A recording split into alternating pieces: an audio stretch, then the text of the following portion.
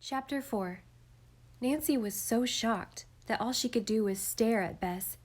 Bess move away from River Heights? Nancy couldn't imagine it. Maybe she hadn't heard correctly. One look at her friend's face, though, and Nancy knew that Bess was serious. Nancy saw the same stunned expression that she knew that she herself must be wearing on George's face.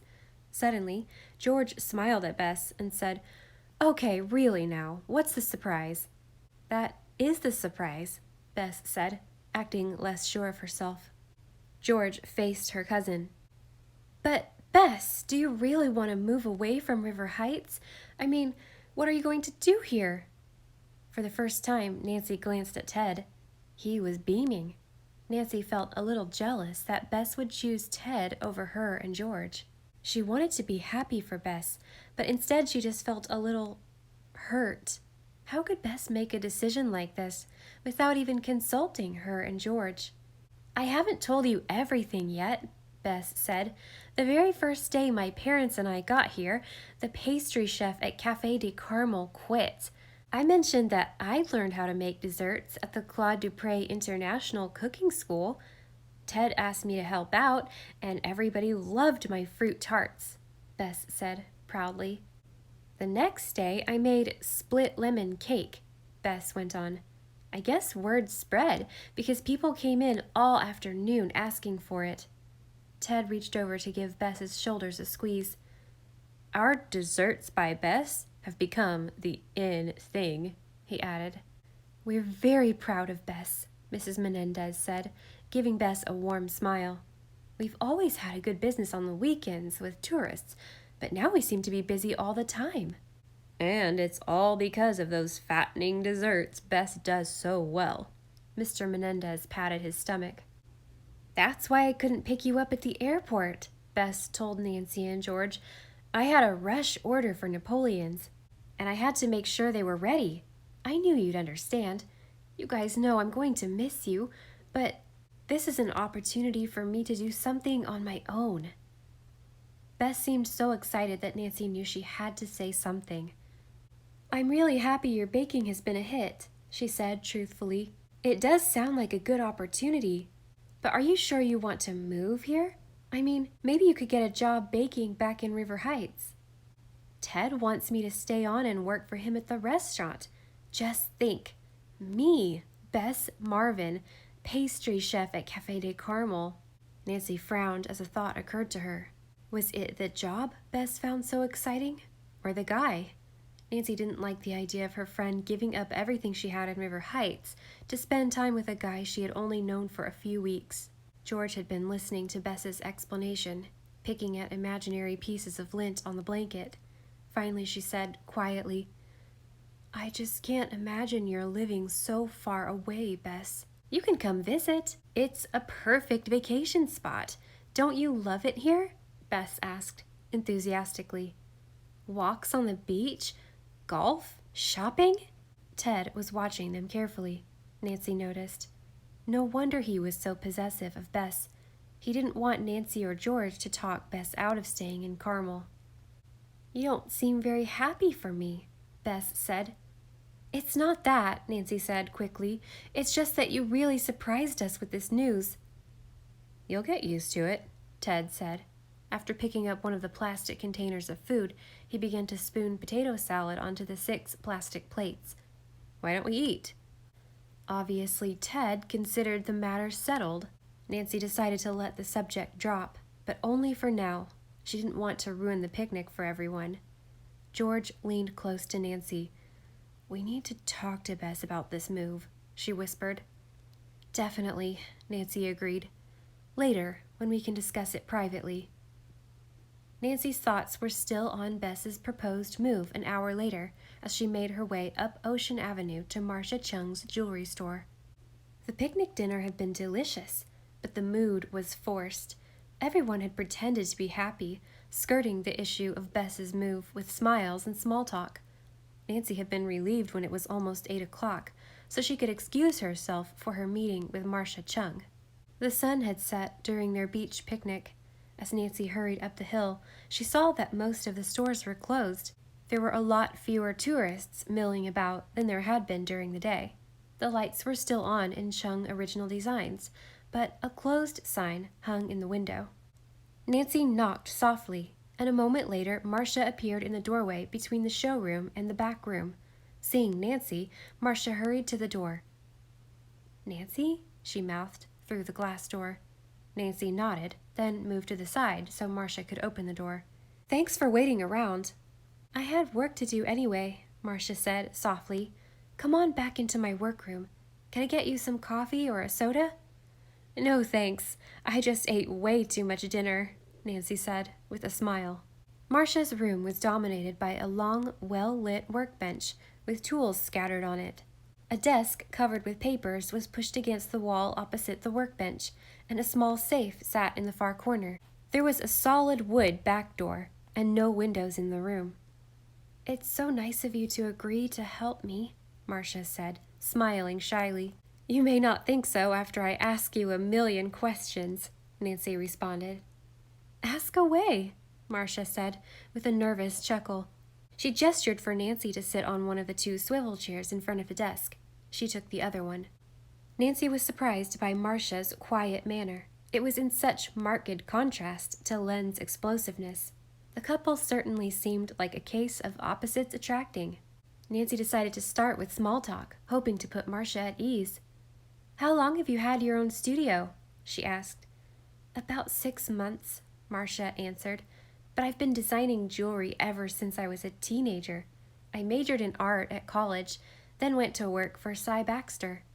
Nancy nodded. "I visited Mr. Baxter this afternoon. He didn't seem very happy about your opening up your own shop," she commented. "He was furious," Marcia exclaimed, rolling her eyes. "Then, when Joanna Burton asked me to design a necklace for her, Cy called and accused me of stealing his client," she added. "Baxter told me that Miss Burton asked him to design the necklace first, but he wouldn't because she owed him money," Nancy said. Now she wondered if he'd been lying. He could have said that just to save face. "I wish he'd said something to me about the money," Marcia said, sighing deeply. "Miss Burton still owes me a final payment, and I don't see how I can ask her for it now." Giving Marcia an apologetic smile, Nancy said, "I'm afraid I don't know anything about how jewelry design works. You'll have to explain everything you did with the necklace before I can figure out who might have taken the diamonds." "Okay," Marcia agreed. "First, Miss Burton showed me the old necklace and said she wanted a new setting for the diamonds. There were a dozen stones," she began. "Did she leave the old necklace with you then?" Nancy asked. Marcia shook her head. "No, she took it back while I worked on the design for the new setting. That took about a week. After she approved the design, she brought the old necklace back and left it. That was on a Monday, I remember." Nodding towards the safe, Marcia added, "The settings and diamonds were safely locked away every second I wasn't working on the necklace. I was finished with the new necklace by Friday, and Miss Burton picked it up the same day." So, Marcia had the necklace for 4 days, Nancy thought, doing the arithmetic in her head. Marcia, or someone else, would definitely have had the time to switch the diamonds for fakes. Glancing at the desk, Nancy noticed a pile of bills. She glimpsed a red "Past Due" sticker on one of them. If Marcia or Len needed money, that would give them an even bigger motive, Nancy reasoned. She couldn't rule out the possibility that someone else was involved, someone like Cy Baxter. "You're positive the stones in the old necklace were real diamonds?" Nancy asked. Marcia nodded emphatically. "They were real, all right. The only difference in the necklace Miss Burton brought in and the necklace she picked up was the setting. The old necklace was heavy with gold. My design emphasized the diamonds." Marcia opened a drawer in the work desk and sifted through some files. Pulling a photograph from one of the files, she held it out to Nancy. "This is beautiful," Nancy said. The necklace in the photo featured diamonds of different sizes, set in a fanciful and elegant design. "Joanna Burton must have been very pleased with it." "Len said she absolutely raved about it," Marcia said, proudly. "Len?" Nancy was surprised. Marcia nodded. "I wasn't here when Joanna came to pick it up." Marcia's hands were moving constantly as she spoke, and Nancy glanced down to see what she was doing. Marcia had on a gold charm bracelet, which she turned around and around on her wrist. "We saw charms just like those on your bracelet when we were at Cy Baxter's shop this afternoon," Nancy commented. "They're all Cy Baxter charms," Marcia said, smiling. "Charms are his trademark. That's why I don't make them here. I didn't think it would be fair to him." Nancy was impressed with Marcia's loyalty to the man. He obviously considered Marcia a traitor, though. The real question was, did Cy resent Marcia enough to set her up for diamond theft? Cy said he noticed scratches on the necklace when Joanna Burton brought it to him to be appraised, Nancy said, watching Marcia carefully for her reaction. "Scratches?" Marcia was genuinely horrified. "I'm sure there weren't any when I left the necklace for Miss Burton." "Could Len have made some adjustments before Joanna picked it up?" Nancy asked, glancing at all the tools lying around. Marcia laughed. "Len would never touch a piece of jewelry. He's much more comfortable with a sledgehammer. It may not look hard, but setting jewels is delicate work, requiring certain skills." With another laugh, she added, "I assure you, Len definitely does not have those skills." Len did seem to be the only one besides Marcia who'd had access to the necklace before it was returned to Joanna Burton, Nancy thought. Since Marcia hadn't been in the shop when the actress picked up the necklace, she couldn't know for sure that the necklace still had the real diamonds in it. Nancy walked over to the back door and examined the lock. "Does anyone besides you have a key to the shop?" she asked. "Len does, of course. Other than that, the rental company may have one. We added a security system monitored by a local company after we rented the shop. Jewelry stores are always a potential target for theft." Marcia showed Nancy the electronic panel beside the back door. A light on it was blinking red. "What does the red light mean?" Nancy asked. "That the alarm is off," Marcia explained. "When it's on, the light is green. This door leads into an alley, but we rarely use it. There's a second panel beside the front door. Every morning we enter a code to deactivate the system, and we activate it when we leave at night." Nancy's gaze skimmed over the work area again. "Who has access to the safe?" she asked Marcia. "Len and I are the only ones who know the combination." Nancy had no more questions for the moment. She wanted to talk to Joanna Burton, though. The actress might be able to tell her if anyone else had access to the necklace. When Nancy asked Marcia for Joanna Burton's telephone number, Marcia handed her a business card. "Len mentioned that you might need the number, so I wrote it down for you. The card has the number here at the store, and my home number is noted beneath it, in case you have any more questions." Nancy glanced at her watch. It was past 8:30. "Can I use your phone to call Miss Burton? I'd like to try to set up an appointment with her before it gets too late." "No problem," Marcia said. She gestured toward the phone on the desk.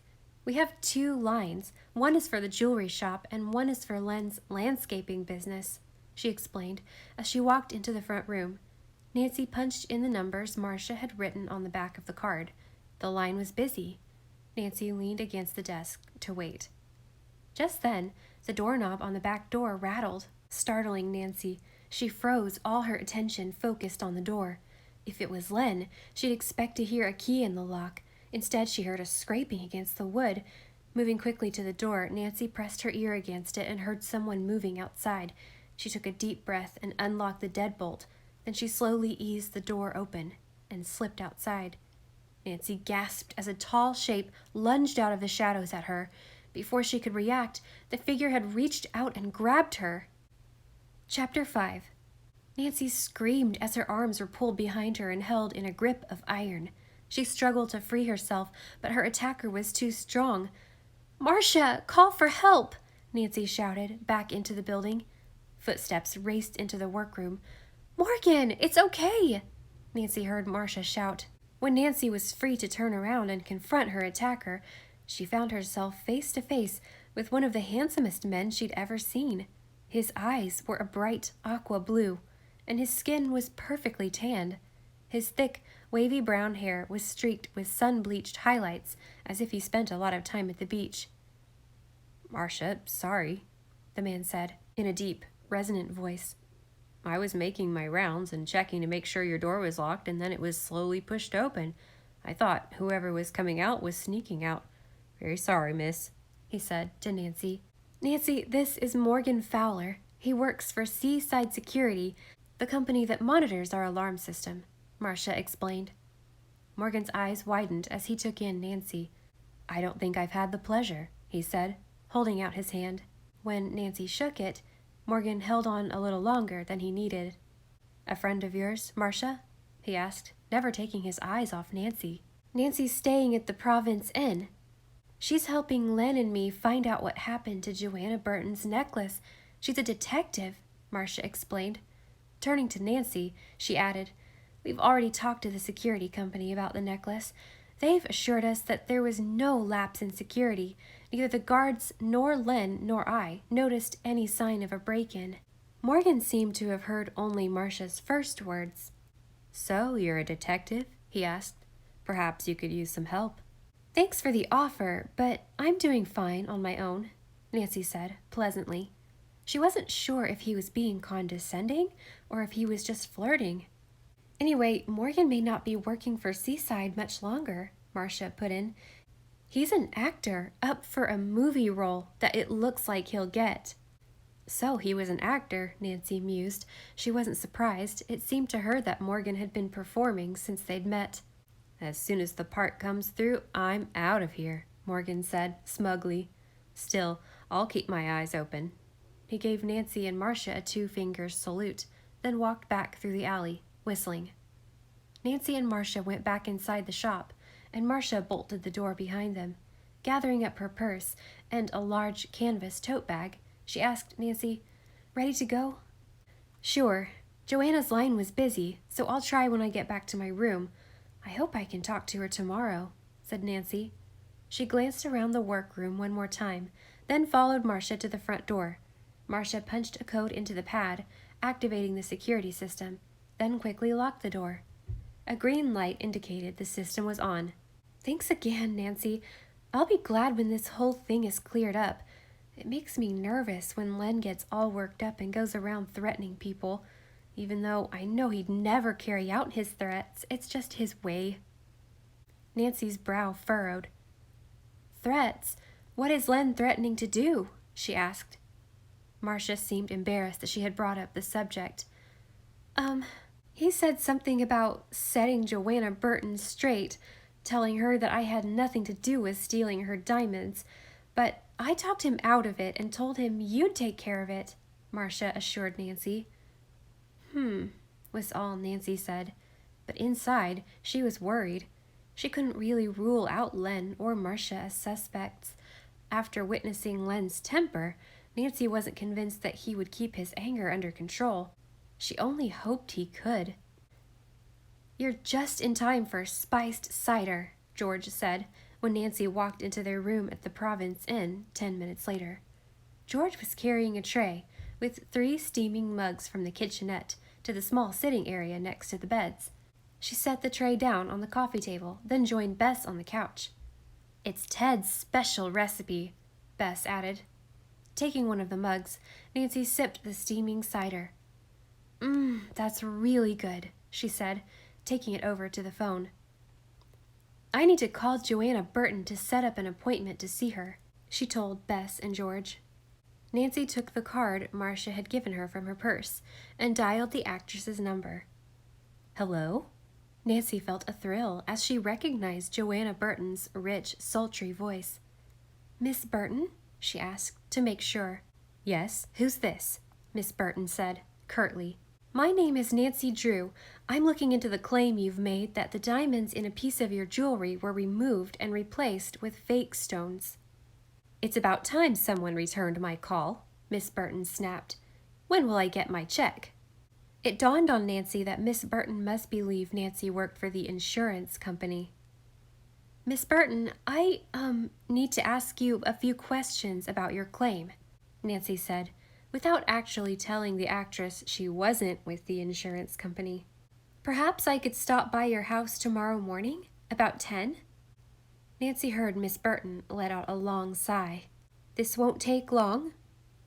I'll make it as quick as possible, Nancy promised. Tomorrow, then, 10 a.m. Then the line went dead.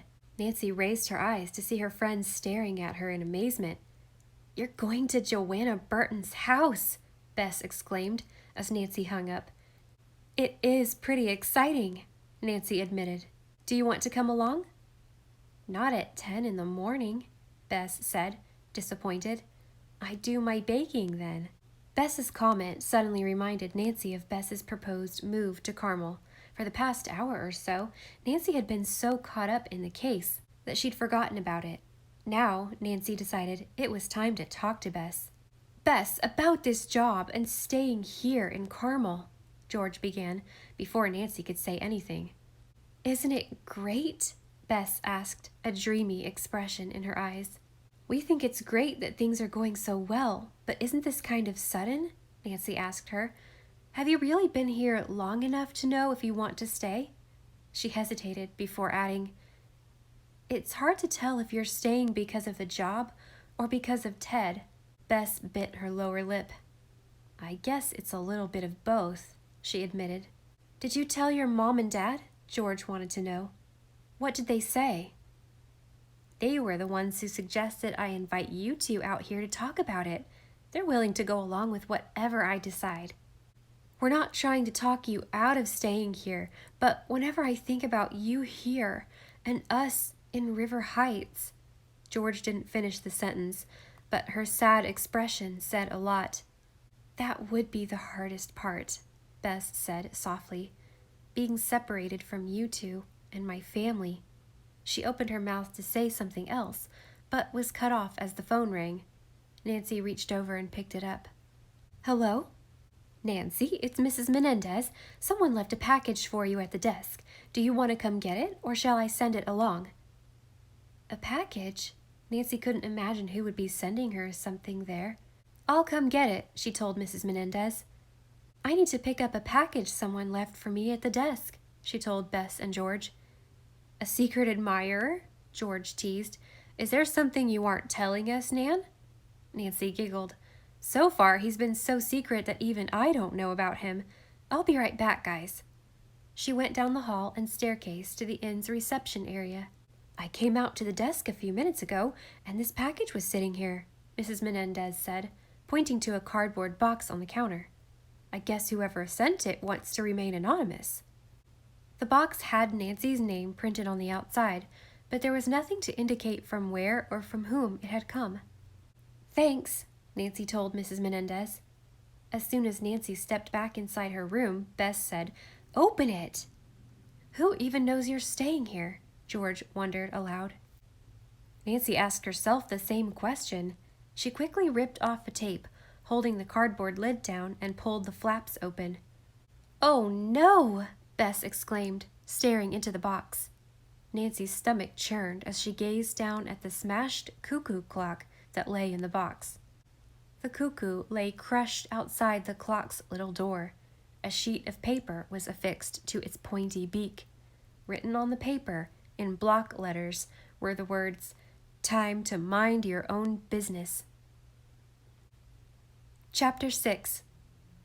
For a long moment, Nancy, Bess, and George stared at the smashed cuckoo clock in shocked silence. I can't believe someone is threatening you, George finally said, her brown eyes worried. I don't like this, Nancy, Bess added. She stepped away from the box and flopped down on George's bed. What if whoever sent this tries to hurt you? Maybe you should drop the case. I'm sure Marcia would understand. There's no way I'm going to back off now, Nancy said, firmly. Reaching into the box, George removed the clock and tried to stick the bird back inside the door. You guys, this looks like the clock we saw at Cy Baxter's store, she said excitedly. Whoever it was must have found out who you really are and sent it to scare you off. Maybe, Nancy said, frowning. But why would he send me one of his own clocks? I mean, he would have to know that I would make the connection between the cuckoo clock and him. Nancy broke off as someone pounded on the door. She tensed automatically. Bess and George also froze, their eyes turned to Nancy. It's probably nothing, you guys, Nancy said as she peered through the peephole. "It's Ted," she announced, smiling. The first thing Nancy noticed when she opened the door was the scowl on Ted's face. "Is Bess still here?" he asked, pushing a hand back through his straight dark hair. "I'm here," Bess called, getting up from George's bed. "I went to your room to talk about the desserts for the weekend," Ted said. "When you weren't there, I thought I'd try here. Are you going to be a lot longer?" Ted listened while Bess, George, and Nancy showed him the threatening note. He seemed so concerned that Nancy almost forgave him his attitude toward Bess. "Wow, this is turning into a pretty hairy situation," Ted said. "I hope you can find out who's responsible, Nancy." Before Nancy could respond, Ted turned to Bess. "So, about those desserts," he began. "Well, we were just talking, but if it's really important," Bess glanced at Nancy and George. "Go ahead, Bess," Nancy said, trying to sound as if she didn't mind. "We can finish talking tomorrow." "Thanks, guys." "What can I say? He just can't be without me for a minute," Bess said, giggling. Nancy and George said goodnight. "I'm not sure what it is about that guy I don't like," George said after the door had closed on Bess and Ted. "He sure doesn't want Bess to spend time with us. Then again, maybe we're just jealous because he might take Bess away from us." "Can you believe that Bess got up and left for the restaurant before 7 in the morning?"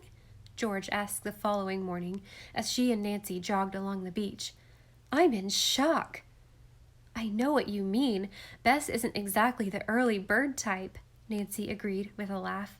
"If she's willing to get up at this hour, she must really love her job." Nancy and George had gotten up early to go running. When they passed by Mrs. Menendez in the lobby, Ted's mother had told them that Bess had already gone to the cafe.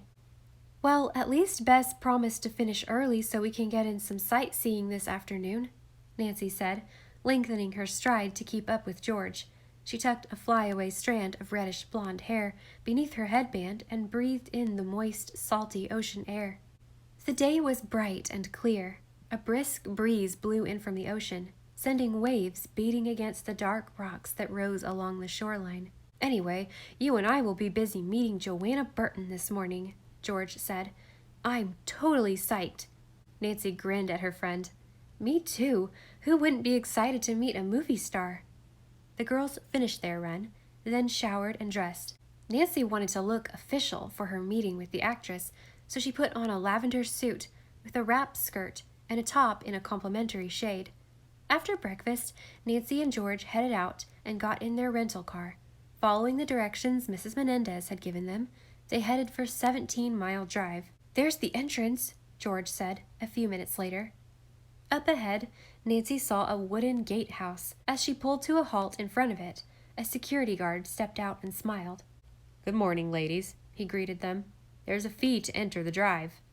After Nancy had paid him, the guard handed Nancy a receipt and a brochure with a map showing all the sites of interest. Nancy handed the brochure to George. It says here that Joanna Burton's house is about 1.5 miles down the drive," George said, consulting the pamphlet. "It has a black iron gate." Nancy nodded. "I'm glad we got the map. Otherwise, we might not have found the right house." Nancy drove into a wooded area. The houses were large and built much further apart than the ones in town. Nancy couldn't sightsee, though, because it took all her attention to negotiate the narrow, curved road. "Whoa, look at that!" George exclaimed as they emerged from the wooded area. Nancy slowed the car and pulled into an overlook just ahead. When she finally checked out the view, she was stunned. A panoramic ocean scene stretched before them. The rocky beach was far below, at the foot of a long sandy hill. Beyond the sand, the blue waters were dotted with sailboats and windsurfers. "That's Monterey Bay," George informed Nancy, referring to the map in her lap. "I feel as if we've got our money's worth just looking at the scenery," Nancy said. "But we'd better go. It's almost 10. Putting the car in drive, Nancy pulled back onto the road. They continued to travel with the ocean to their right. Sometimes they were at sea level, sometimes on a ridge high up. Joanna Burton's house can't be much farther, Nancy said, slowing as they approached a curve.